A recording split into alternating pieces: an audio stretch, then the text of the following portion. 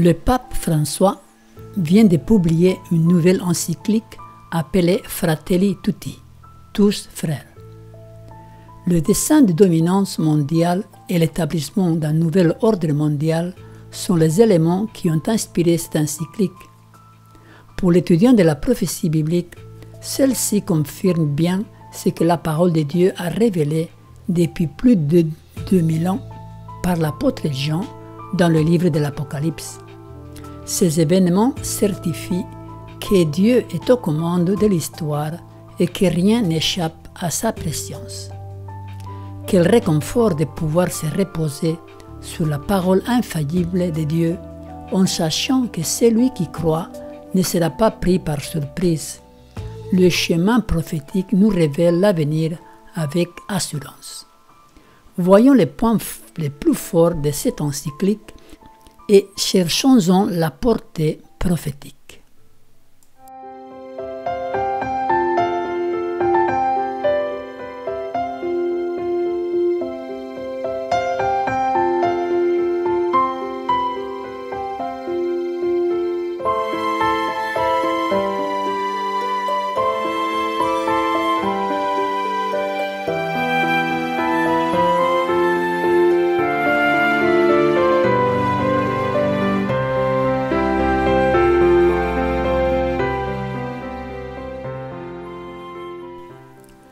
Fratelli Tutti est le nouvel ordre mondial.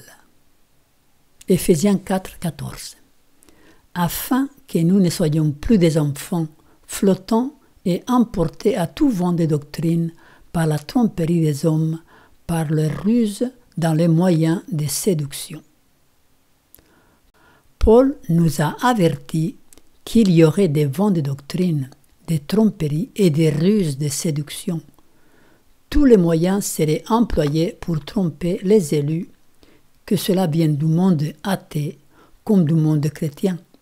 C'est pourquoi il faut toujours investiguer avant d'accepter un enseignement quelconque. La ruse est parfois difficile à percevoir. L'encyclique Fratelli Tutti en est un exemple.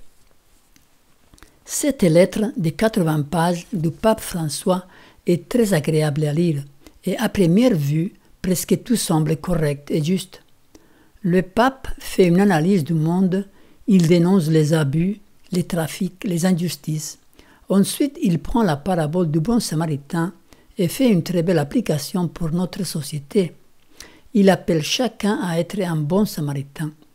Il dépeint un monde idéal où la justice, l'harmonie, l'équité entre tous les humains serait à notre portée si nous le voulions.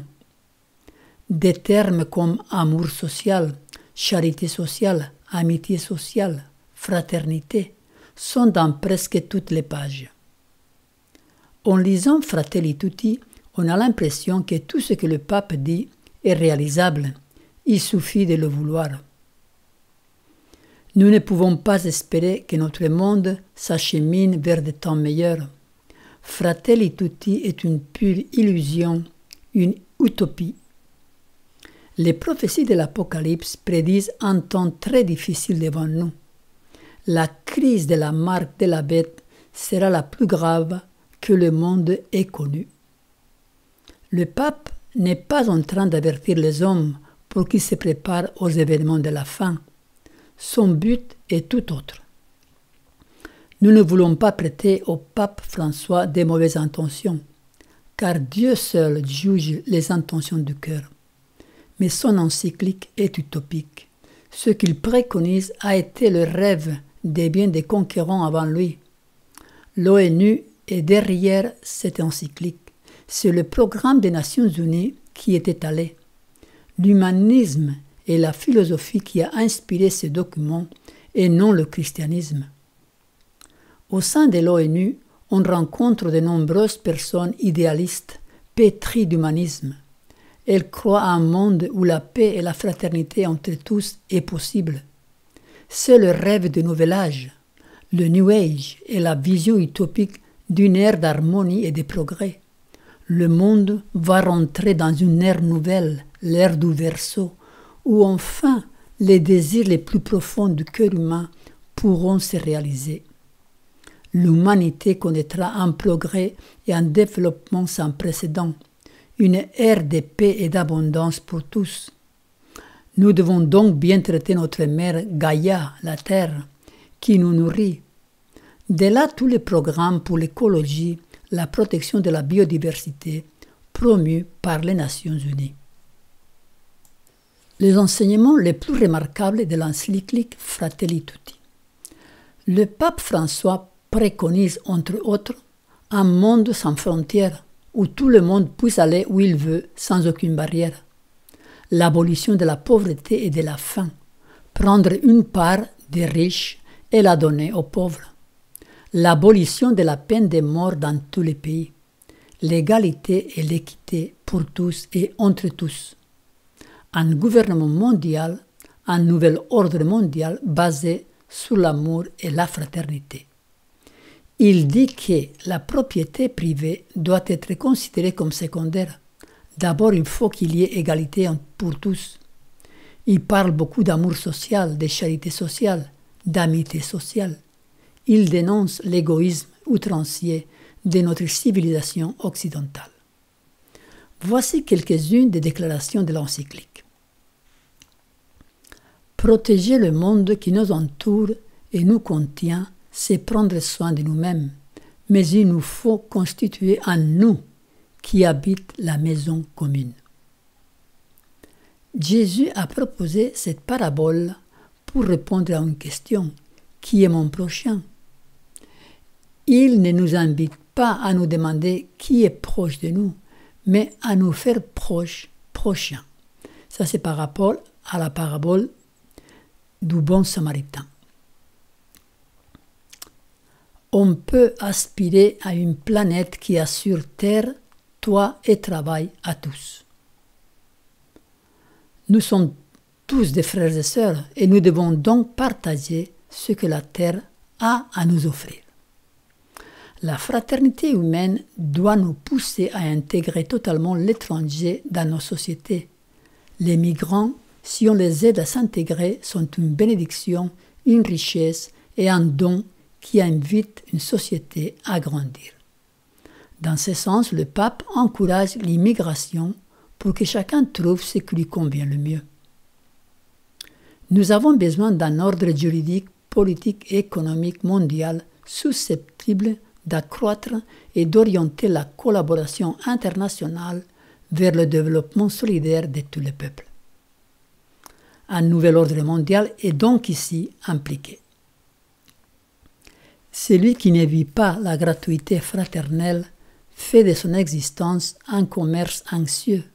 Il est toujours en train de mesurer ce qu'il donne et ce qu'il reçoit en échange. Le pape invite tous à pratiquer la gratuité, à donner sans rien espérer en retour. Une culture sans valeur universelle n'est pas une vraie culture. Une meilleure politique mise au service du vrai bien commun est nécessaire pour permettre le développement d'une communauté mondiale capable de réaliser la fraternité à partir des peuples et des nations qui vivent l'amitié sociale. Il est nécessaire de promouvoir une organisation mondiale plus efficace pour aider à résoudre le problème pressant des personnes abandonnées qui souffrent et meurent dans les pays pauvres. Inclure la création d'organisations mondiales plus efficaces, dotées d'autorités pour assurer le bien commun mondial, l'éradication de la faim et de la misère, ainsi qu'une réelle défense des droits humains fondamentaux. Il faut une réforme de l'ONU, comme celle de l'architecture économique et financière internationale, en vue de donner une réalité concrète au concept des familles des nations.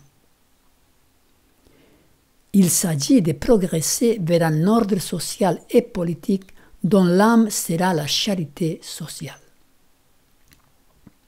Grâce à l'amour social, il est possible de progresser vers une civilisation de l'amour à laquelle nous pouvons nous sentir tous appelés. Le pape appelle l'humanité à vivre une utopie, un monde où l'amour serait le motif de toutes les actions individuelles, de toutes les décisions et choix politiques. La Shoah ne doit pas être oubliée. On ne doit pas oublier les bombardements atomiques d'Hiroshima et Nagasaki. On ne doit pas oublier les persécutions, le trafic d'esclaves et les massacres ethniques qui se sont produits et qui se produisent dans plusieurs pays. Par contre, le pape ne dit rien concernant le massacre des chrétiens entre les mains de l'Inquisition pendant tout le Moyen Âge, qui a fait plus de 50 millions de victimes. Plus jamais de guerre. Avec les ressources financières consacrées aux armes ainsi qu'à d'autres dépenses militaires, créons un fonds mondial en vue d'éradiquer une bonne fois pour toutes la faim et pour le développement des pays les plus pauvres, de sorte que leurs habitants ne recourent pas à des solutions violentes ou trompeuses, ni aient besoin de quitter leur pays en quête d'une vie plus digne. Avec un tel programme, le pape aura la majorité des votes, ça c'est sûr.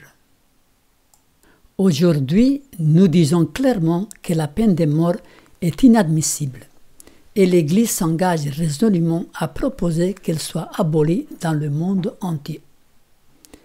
Dès les premiers siècles de l'Église, certains se sont clairement déclarés contraires à la peine capitale. Le pape parle à l'encontre de la peine capitale. Il dit que l'Église s'y est toujours opposée, mais il oublie que l'Église catholique a tué des millions d'innocents qui avaient commis le crime d'avoir des convictions religieuses contraires à leur doctrine et qui ne voulaient pas se soumettre à l'autorité de Rome, les Vaudois, les Cathares, les Huguenots, etc. La prison à perpétuité est une peine de mort cachée. Donc il condamne même la prison à perpétuité. Les différentes religions, par leur valorisation de chaque personne humaine comme créature appelée à être fils et filles de Dieu, offrent une contribution précieuse à la construction de la fraternité et pour la défense de la justice dans la société. L'Église valorise l'action de Dieu dans les autres religions et ne rejette rien de ce qui est vrai et saint dans ces religions. Elle considère avec un respect sincère ses manières d'agir et de vivre, ses règles et ses doctrines qui reflètent souvent un rayon de la vérité qui illumine tous les hommes. Il y a un droit fondamental qui ne doit pas être oublié sur le chemin de la fraternité et de la paix. C'est la liberté religieuse pour les croyants de toutes les religions. Cette liberté affirme que nous pouvons trouver un bon accord entre cultures et religions différentes. Elle témoigne que les choses que nous avons en commun sont si nombreuses et si importantes qu'il est possible de trouver une voie de cohabitation sereine, ordonnée et pacifique dans l'accueil des différences et dans la joie d'être frères parce qu'enfants d'un unique Père. Un cheminement de paix est possible entre les religions. Le point de départ doit être le regard de Dieu, car Dieu ne regarde pas avec les yeux, Dieu regarde avec le cœur. Et l'amour de Dieu est le même pour chaque personne, quelle que soit sa religion. Et si elle est athée, c'est le même amour. Au dernier jour, et quand il y aura la lumière suffisante sur la terre pour voir les choses telles qu'elles sont, il y aura des surprises. Ce langage de tolérance envers les religions du monde est le même langage utilisé par le Temple of Understanding et par la IUR, Initiative pour l'unification des religions, au sein des Nations Unies. C'est un langage humaniste et non chrétien. Les humanistes considèrent que toutes les religions mènent à Dieu. Le Dieu de l'humanisme et du Nouvel Âge n'est pas le Dieu de la Bible. Vous pouvez voir à ce propos la vidéo intitulée « Les pièges de l'écuménisme ». Jésus dit « Je suis le chemin, la vérité et la vie. Nul ne vient au Père que par moi ». Cette déclaration de Jésus est incompatible avec l'encyclique Fratelli Tutti. Ce qui résume bien la pensée humaniste et globaliste de l'encyclique Fratelli Tutti se trouve dans le paragraphe 273. Il nous est dit « Forte du pouvoir de ressusciter, elle, faisant référence à Marie, veut enfanter un monde nouveau où nous serons tous frères, où il y aura de la place pour chacun des exclus de nos sociétés, où resplendiront la justice et la paix. C'est le vieux rêve humaniste des fondateurs des Nations Unies et celui des adeptes du Nouvel Âge. Un monde nouveau où régneront la justice et la paix, une nouvelle ère ou un nouvel âge, celui du Verseau, où les vibrations astrales se feront sentir partout et créeront l'harmonie et le progrès. Mais ici, le pape François dit que ce sera Marie qui va produire tout cela. Marie et non pas le Christ. Si le rêve du pape se réalise, ce sera le ciel sur terre. Qui osera s'y opposer? Voyons maintenant la portée prophétique de l'encyclique. Les prophéties bibliques du livre de l'Apocalypse prévoient une montée en puissance de la Rome papale. Apocalypse 13, verset 3. Et j'ai vu l'une de ces têtes, c'est la 5e tête, celle de la papauté, comme blessée à mort, mais sa blessure mortelle fut guérie, et toute la terre était dans l'admiration derrière la bête. La blessure mortelle de la papauté lui fut infligée par Napoléon, qui en 1798 rentra à Rome, prit le pape Pie VI, l'amena en France et le fit prisonnier. Il mourut l'année suivante en exil. La papauté avait reçu un coup mortel. Sa suprématie médiévale prit fin à ce moment-là, mais la prophétie biblique nous dit que sa blessure mortelle fut guérie. Si vous voulez plus de détails, nous vous invitons à regarder la vidéo qui porte ce titre, La guérison de la blessure de l'Antichrist. Aujourd'hui, la blessure de la papauté est totalement guérie. Le pape jouit d'un prestige universel. Il est admiré par les dirigeants du monde et il est bien apprécié par les dirigeants des religions chrétiennes ou pas. Ainsi, la prédiction prophétique s'accomplit. Toute la terre était dans l'admiration derrière la bête.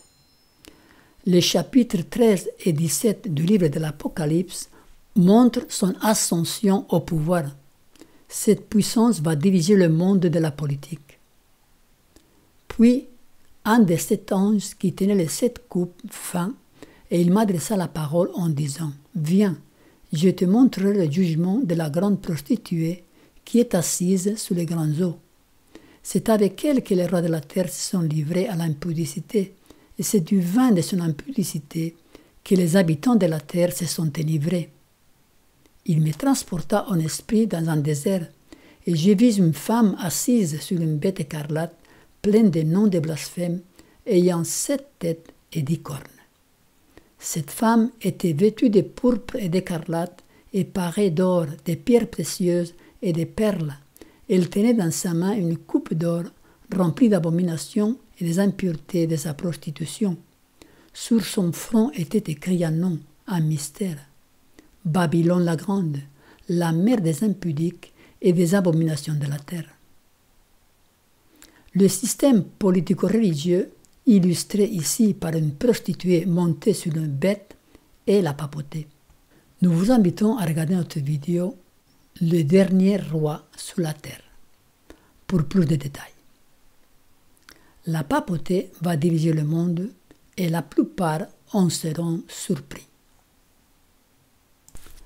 La bête que tu as vue était et elle n'est plus.